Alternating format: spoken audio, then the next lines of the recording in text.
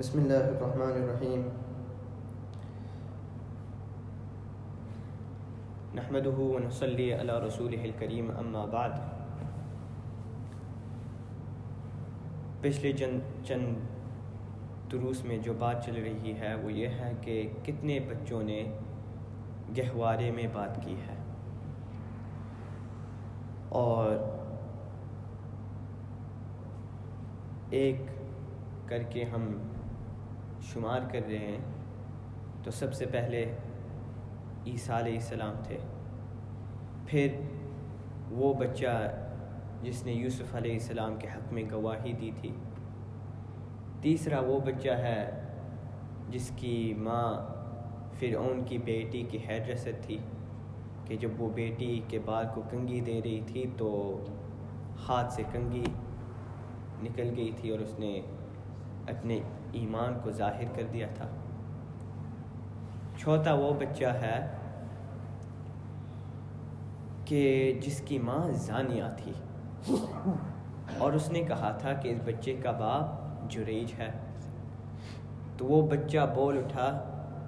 اور گواہی دی جریج کے حق میں کہ یہ زانی نہیں ہے بلکہ میرا باپ فلاں چرواہا ہے۔ اور پانچواں وہ بچہ ہے کہ جس کی ماں کو ابھی کھڈے میں ڈالنے والے تھے ذو نواس کے فوجی، کہ بچہ بول اٹھا کہ امی صبر کرو اس لیے کہ آپ حق پر ہیں۔ تو یہ 5 ہو گئے۔ اب حدیث شریف کی روشنی میں آپ کے سامنے یہ 6 بچے کا تذکرہ کرتا ہوں جس نے گہوارے میں بات کی ہے، اور بخاری شریف میں بھی یہ واقعہ آتا ہے کہ ایک مرتبہ ایک ماں اپنے بچے کو دودھ پلا رہی تھی کہ اس کے سامنے سے ایک آدمی گزرا جو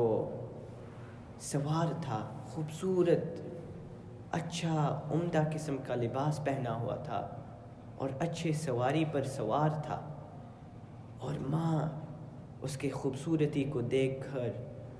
کہ اوہو کتنے اچھے کپڑے پہنے ہوئے، کتنے اچھے جانور پر وہ سوار ہے، دیکھ کر ماں نے اپنے بچے کے لیے دعا کی، اور کیا دعا کی کہ اے اللہ میرے بیٹے کو اس آدمی کی طرح بنا۔ تو بچہ تو ابھی دودھ پی رہا تھا کہ اس نے ماں کے پستان سے اپنے منہ کو نکالا اور ماں کی طرف متوجہ ہوا۔ پہلے تو اس سوار کی طرف متوجہ ہوا،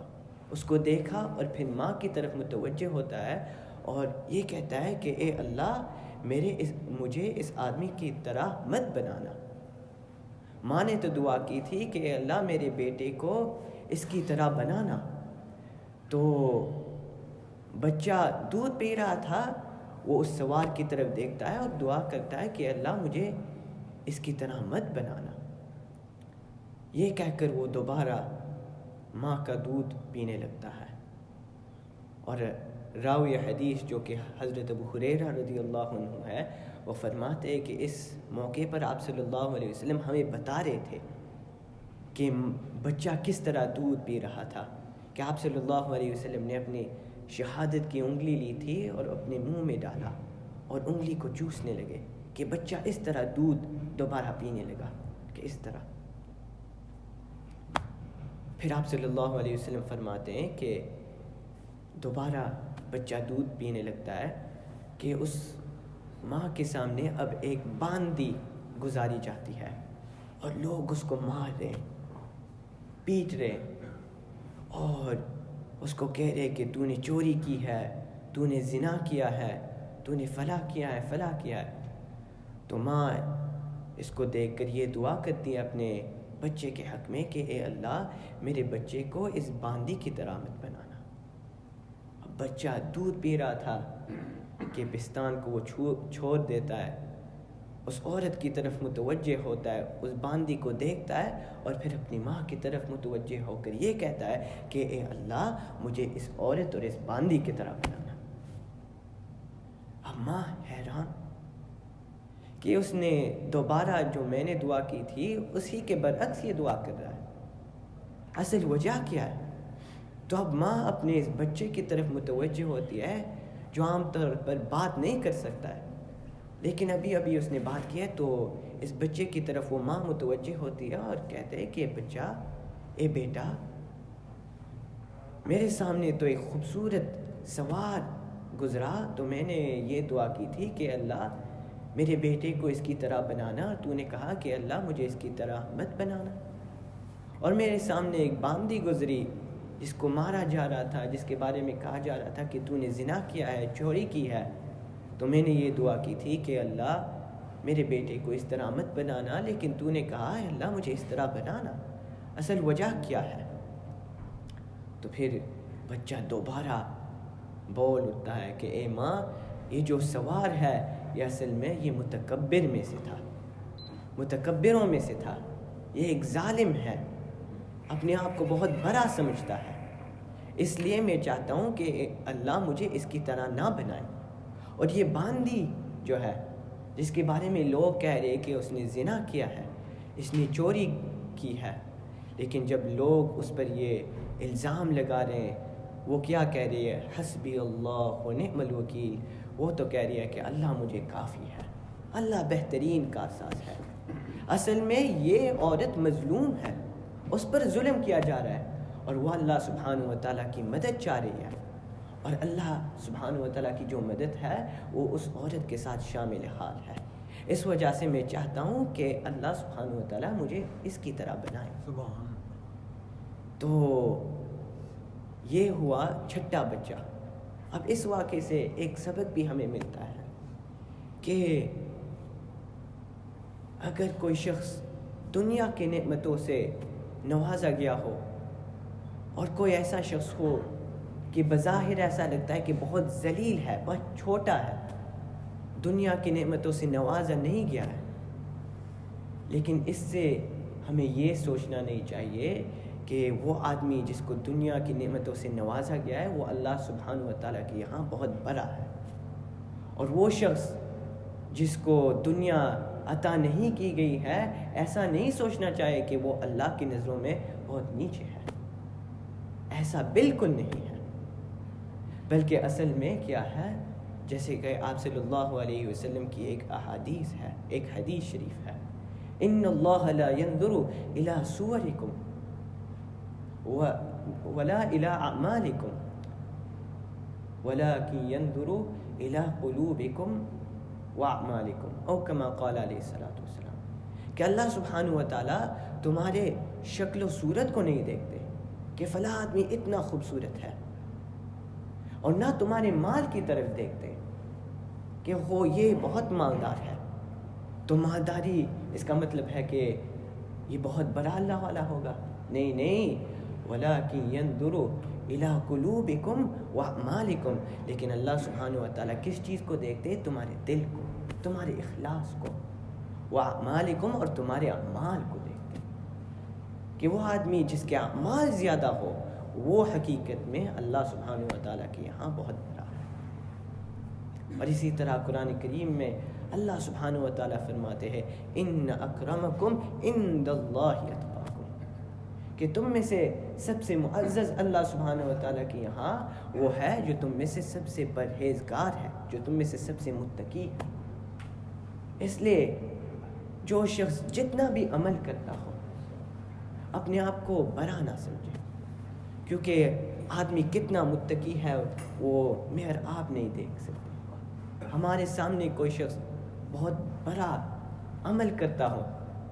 لیکن رات کی تاریکیوں میں نہیں معلوم کیا کرتا ہے۔ اسی طرح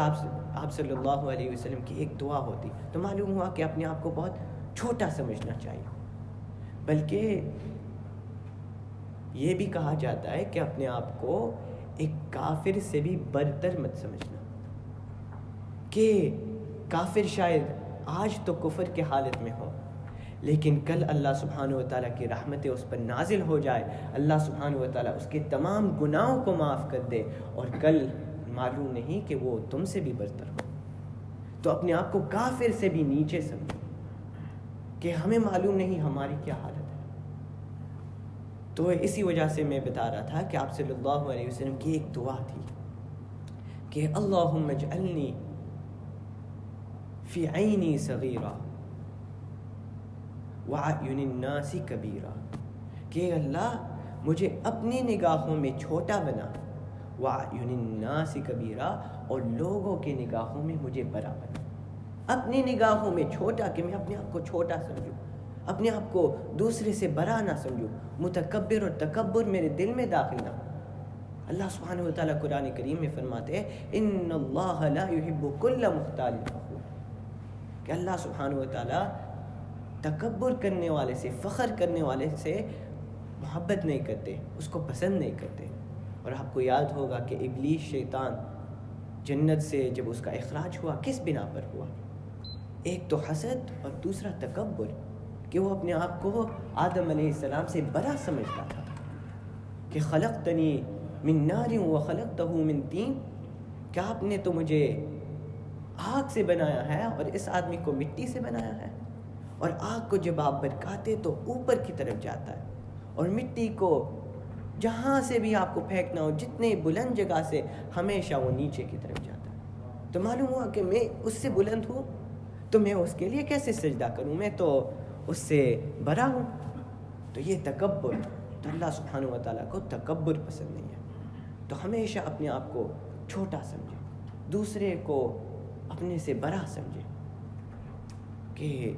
شاید کتنا بھی ہم عمل کرتے ہوں، لیکن اللہ سبحانہ وتعالیٰ فرماتے ہیں کہ ان اکرمکم عند اللہ اتقاکم، تم میں سے سب سے معزز اللہ کے یہاں وہ ہے جو تم میں سے سب سے متقی ہے. تو یہ وہ سبق ہے جو اس واقعے سے ملتا ہے کہ ماں جو دعا کر رہی تھی، لیکن وہ جو شہسوار تھا وہ اصل میں ایک متکبر تھا، ایک ظالم تھا. تو یہ ہوئے 6 بچے کا تذکرہ جنہوں نے گہوارے میں بات کی ہے قرآن کریم اور حدیث شریف کے روشنی میں. اس کے علاوہ بھی چند بچے ہیں جنہوں نے گہوارے میں بات کی ہے، لیکن ان کا جو تذکرہ ہے وہ احادیث اور حدیث شریف کے کتابوں میں نہیں آتا ہے، بلکہ سیرتوں کی کتابوں میں آئے گا، تفسیر کے کتابوں میں آئے گا، اسی طرح دوسرے کتابوں میں ان کا تذکرہ آتا ہے.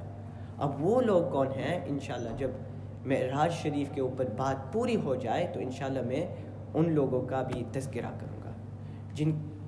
ان لوگوں میں ایک یہ کہا جاتا ہے کہ آپ صلی اللہ علیہ وسلم نے بھی گہوارے میں بات کی ہے. تو انشاءاللہ اس کا تذکرہ ہم بعد میں کریں گے. اور آخری بات اس کے اوپر، وہ بچے جنہوں نے گہوارے میں بات کی ہے کہ ماشاءاللہ آپ لوگ حدیث شریف پڑھتے رہتے ہیں، بیان سنتے رہتے ہیں، کہ کبھی کبھی آپ لوگ سنیں گے کہ حدیث شریف ہے کہ آپ صلی اللہ علیہ وسلم نے فرمایا کہ صرف 3 لوگوں نے گہوارے میں بات کی ہے. حالانکہ ابھی ہم نے کہا اور ہم جو شمار کیا کم از کم 6 نکلے ہیں، اور ایک حدیث شریف میں آیا ہے کہ آپ صلی اللہ علیہ وسلم نے فرمایا کہ صرف 3 لوگوں نے بات کی ہے. تو اس کا کیا جواب ہے؟ حالانکہ ہم نے ابھی 6 شمار کیا. تو اس کا جواب یہ ہے کہ آپ صلی اللہ علیہ وسلم کو ابتدا میں صرف 3 کا علم تھا. تو کیونکہ جو وحی جو تھی، جبرائیل علیہ السلام جب نیچے اترتے تھے اور دین سکھاتے تھے تو تھوڑا تھوڑا سکھاتے تھے. تو ابتدا میں آپ صلی اللہ علیہ وسلم کو صرف 3 کا علم تھا، پھر بعد میں اس کے علاوہ کا علم دیا گیا. جیسا کہ جب ہم نے بات کیا تھا اس عورت کے متعلق جو فرعون کی ہیئر ڈریسر تھی، کہ جب آپ صلی اللہ علیہ وسلم معراج کی رات پر سفر کر رہے تھے اور وہ خوشبو سونگھ رہے تھے، تو پوچھا یہ کس کی خوشبو ہے؟ تو بتایا گیا کہ یہ فرعون کی ہیئر ڈریسر کی خوشبو ہے. تو آپ صلی اللہ علیہ وسلم نے پھر پوچھا کہ اس کا قصہ کیا ہے، یہ کون ہے؟ تو معلوم ہوا کہ آپ صلی اللہ علیہ وسلم کو اس وقت معلوم نہیں تھا کہ یہ کون ہے اور قصہ کیا ہے. تو اسی وجہ سے اس کا جواب یہ ہے کہ آپ صلی اللہ علیہ وسلم کو اس وقت اس کا علم نہیں تھا. تو اسی طرح جب وحی تھوڑا تھوڑا نازل ہوتا تو دھیرے دھیرے آپ صلی اللہ علیہ وسلم کو اور معلوم اور علم حاصل ہوتا. اور اسی سے آخری بات بتا دیتا ہوں کہ آپ صلی اللہ علیہ وسلم کو بہت